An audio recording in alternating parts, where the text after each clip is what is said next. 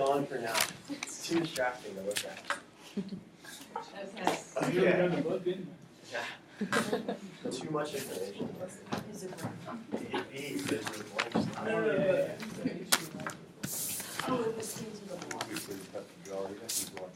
Yeah, it would take a long time. Okay, here we go. Okay, so I know it's still early in the morning for a lot of us, still kind of waking up. So, I thought, what better way to get our brains moving than with another riddle? So, what word, when you lose its first letter, makes you sick? Wait, say it? What word, when you lose its first letter, makes you sick? Well, music, of course. So, music is one of the world's most old and popular forms of art. So, got that one, okay? If you think about it, it's everywhere nowadays. It's in TV, it's when you're walking through the quad, it's playing in the background, it's on your car radio, it's really everywhere. It surrounds us. And it's kind of cool to think about how many different styles of music there are, yet they're all appealing in some way. Like, they attract to different people. So I love music just as much as the next person. It makes me feel like my life is a movie, and it's the soundtrack to the movie. It helps a lot of people through tough times, and most of all, it's just fun to listen to. But what is music? Why does it attract us so much, and why does it register so much with us? Well, music is a multi-layered form of art which has a significant impact on the development and the treatment of the human brain. So, and if I was going to talk a little bit more about how music appeals to us, first I have to go into detail about what music is, really. Well, music is pretty self-explanatory. It's comprised of sound, right? And sound is little waves that travel through the air, go into your ear, trigger little hairs, which stimulates your brain, and that's a sound. Now, I found an article titled Silent Sound that actually taught me a lot about sound. It told me that, I didn't know this personally, sound travels at the same speed regardless. It travels at 741 miles an hour. And the variance we hear in sound actually comes from the different frequencies of sound, the different vibrations. So if you take your hand, you wave it in front of your face, you don't hear anything, right? It's because the vibrations are moving, the frequency is too low for us to hear. So there are animals that can actually hear that as a sound, which I thought was pretty cool. But music is a lot more than just sound. It's about the combinations of sound that's appealing to us. So I found another, sort of like an article titled The Techniques for Generative Melodies, and it was basically a computer, like the code for the computer, and it could auto-generate music it knows we would like just based off of the combinations of sounds that are appealing. So it's cool to think about how a robot could make music that's good, even though it's never even heard music. I thought it was wild to think about.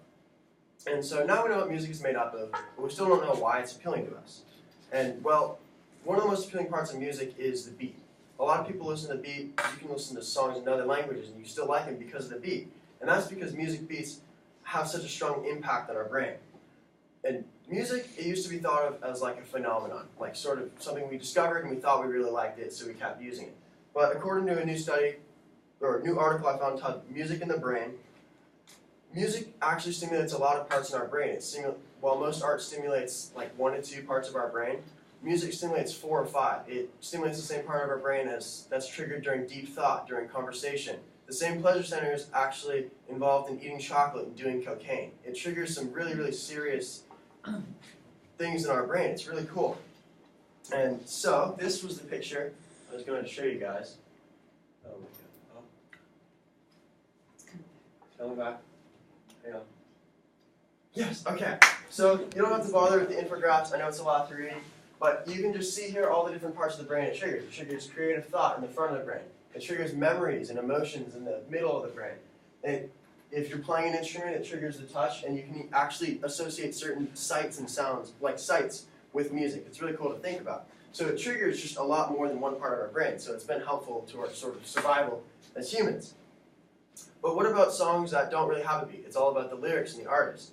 Well, that's because those are appealing because lyrics in music appeal to us just as much as the beat. I found a study that was titled The Lifetime Soundtrack, where they basically took a bunch of 18 to 82-year-olds and asked them to describe their life and music's role in their life. And it was really interesting to see that they described really vivid details of when they heard songs, and not just the songs themselves, but what they were doing when they heard the song. They were able to describe lyrics from the song and how much those lyrics meant to them. So the lyrics really stick with you for a long time. And it's essentially because it's the artist's way of conveying a complex emotion just through a one-verse rhyme. It's really interesting to think about. So now we know what music is, we know why it's appealing to us, but can we then use this knowledge to help help use music to alter our emotions and our thoughts and our sort of mental state. So I actually found 3 case studies involved in this. They were all about music therapy, which is essentially integrating therapy and music. So the first case study I found was titled The Effects of Music Therapy on Kids. And this was more of a movement in the field of music therapy than it was discovering how music affects us, if that makes sense. It basically told us that music therapy is really powerful if it's applied correctly. Because if you think about it, you can play live music, you can play recorded music, music with lyrics, no lyrics. There's so many different types of music that the type that you play is really imperative to the study. But this doesn't change the fact that some researchers do get the combination right and they're able to do some incredible things with it. For example, I found another case study titled The Mental Health Implications of Music, where they basically took a group of 27 people, and they prescribed them, or they basically wanted to take the short-term mood boost we get from listening to music and apply it long-term to people with depression, which I thought was really interesting. And so they combined antidepressants and 30 minutes of recreational music listening a day, and the results after 2 weeks, they scored astronomically better than a control group who just was prescribed antidepressants on a self-reflected sort of depression questionnaire. So it was really interesting to see they improved a lot more than people with just antidepressants. It's also helpful with people with schizophrenia. I found another case study titled The Effect of Music Therapy During an Acute Psychotic Episode, where they essentially played music while people in mental hospitals were having mental episodes.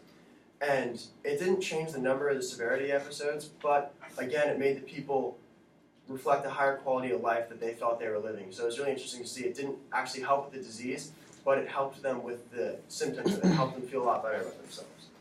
So music is extremely complex. It might seem simple to make, but it is comprised of many layers. It triggers some complex emotions in our brain, it alters our mood, and it can even help with some of the world's most dangerous diseases. Thank you.